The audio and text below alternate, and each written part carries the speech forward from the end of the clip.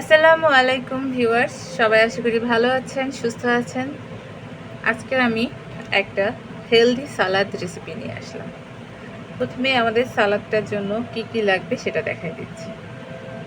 এখানে আছে কাবলি ছোলা, এটা আছে ডিম সিদ্ধ করে আমি ছোট ছোট টুকরো করে কেটে নিয়েছি।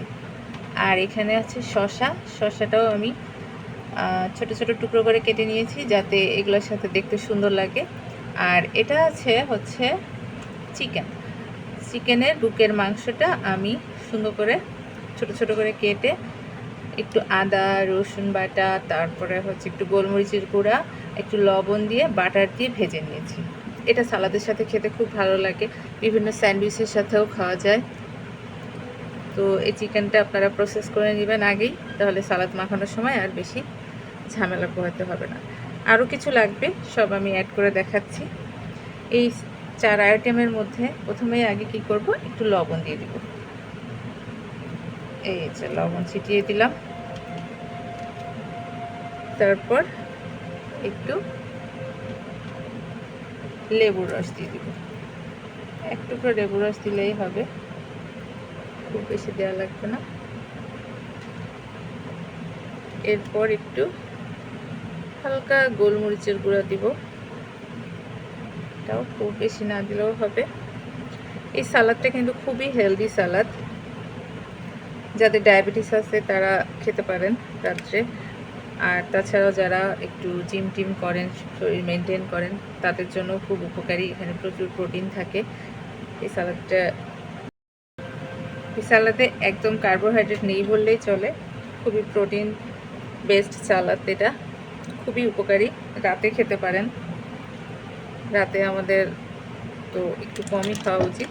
আচ্ছা, অনেক বকবক করলাম, এর মধ্যে এখন বাকি মশলা দিই। এটা হচ্ছে চাট মশলা, যে কোনো কোম্পানির চাট মশলা দিতে পারেন, খুব বেশি না, এটাও খুব সামান্যই দিলাম। কোনো কিছুই খুব বেশি দেওয়া যাবে না, যেহেতু এটা কাঁচা কাঁচা খেতে হবে।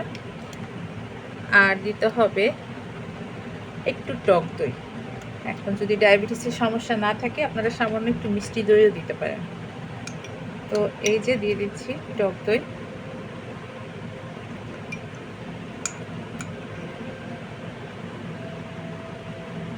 টক দইটা দেখতে লাল, এটা অবশ্য একেবারে টক দই না, এটা একটু টক মিষ্টি দই, খুবই হালকা মিষ্টি হয়। আমি আমার পরিমাণ মতো দিয়ে দিয়েছি। এবার এটা মিক্সড করব। এটা সুন্দর করে মিক্সড করলেই এটা খেতে ভীষণ ভালো হবে, টেস্টও হয় কিন্তু যথেষ্ট। আপনারা বাসায় বানিয়ে খেয়ে দেখতে পারেন। এটা তো আমার বাসায় সবাই পছন্দ করে, বাচ্চারাও খায়, বয়স্করাও খায়। আমার বাসায় ডায়াবেটিসের রোগীও আছে, তারাও খায়। সালাদটা আপনারা ট্রাই করবেন। আর যারা একটু মেনটেন করা উচিত, 30-এর উপরে যাদের বয়স, তাদের অবশ্যই মেনটেন করা উচিত। যদিও আমরা আমাদের মুখের রুচিকে বেশি প্রাধান্য দিই, তারপরেও একটু মেনটেন করলে আমরা একটু সুস্থ থাকতে পারি। আর এটা খুবই হেলদি সালাদ, আপনারা খাবেন, অল্পতেই পেট ভরে যায়। এখানে যে পরিমাণ মাখিয়েছি তাতে আমাদের 2-3 জনের অনায়াসে হয়ে যাবে। টেস্ট করে দেখি কেমন হয়েছে।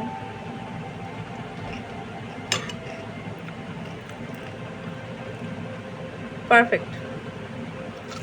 আপনারা বাসায় ট্রাই করুন, খান, সবাই সুস্থ থাকেন, ভালো থাকেন। আল্লাহ হাফেজ।